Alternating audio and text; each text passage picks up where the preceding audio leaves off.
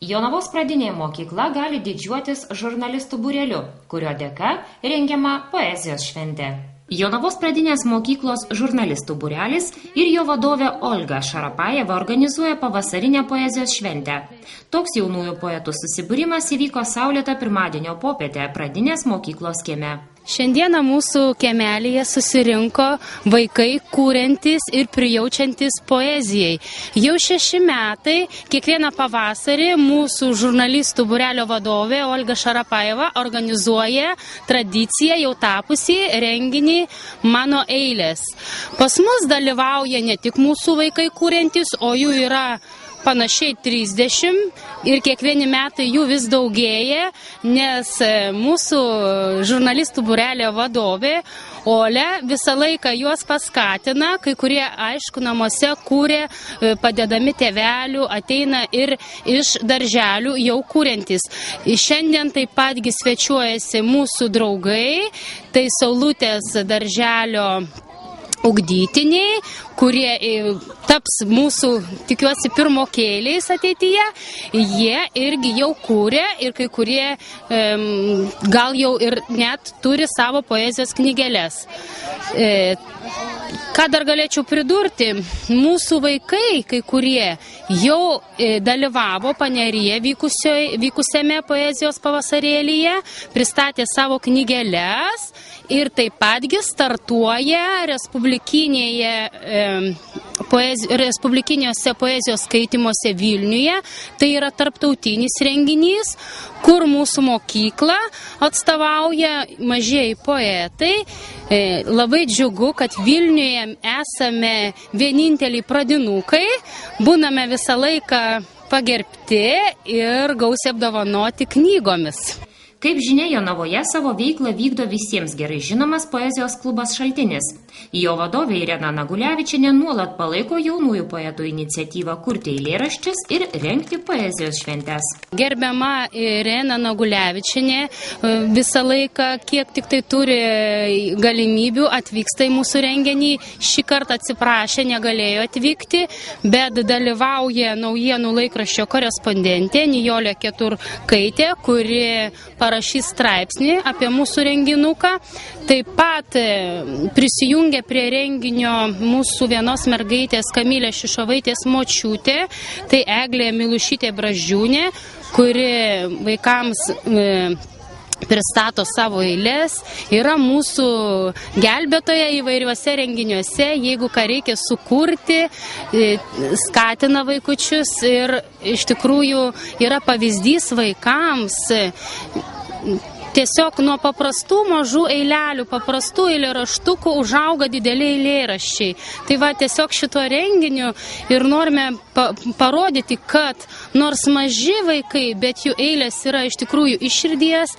Ir šiandieną pasiklausysite, kaip vaikai padėkoja savo mamytei, kaip jie myli savo augintinius.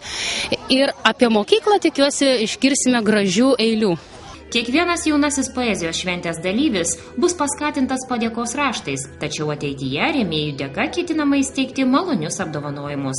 Ateityje, aišku, gal toks renginys jau kaip tamps visą laiką tradicija, tai ieškosime rėmėjų, gal galima bus apdovanoti knygomis. Kažkuriais metais dalyvavo gerbiami Švėgždės poetai, tai vaikai buvo apdovanoti jų knygelėmis, kūrybomis. Tiesiog kiekvieni metai stengiamės prisitraukti Jonavoje esančius poetus, kad vaikai juos žinotų ir jų pavyzdžių sektų. Surengtoje poezijos šventėje skaitomos eilės pynėsi kartu su muzikos garsais ir linksmais šokių judesiais. Na, o jaunieji poetai susirinkusiems drąsiai ir išraiškingai deklamavo savo kūrybos eiles. Jau pavasaris atėjo, paukščiai sveikina balsais. Žiedai žemės sužydėjo, tai geltonais, tai baltais. Mėlynas spalvos žibutės, mus pradžiugina miške. Baltais apvarais saulutės,ildabinasi sode.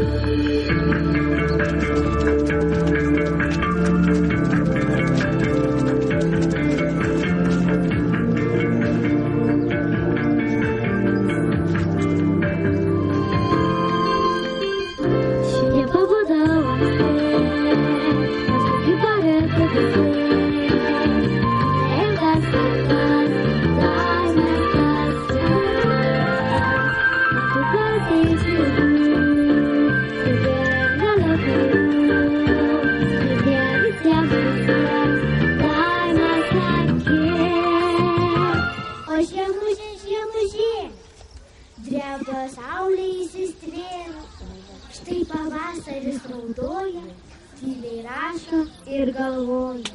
Pirmos gėlės sužydėjo, glešnės nuostabios žibutės, tartum mėlynos akutės, puošia pamiškio šlaitus, reginys toks nuostabus, nuteikė džiaugsmui visus.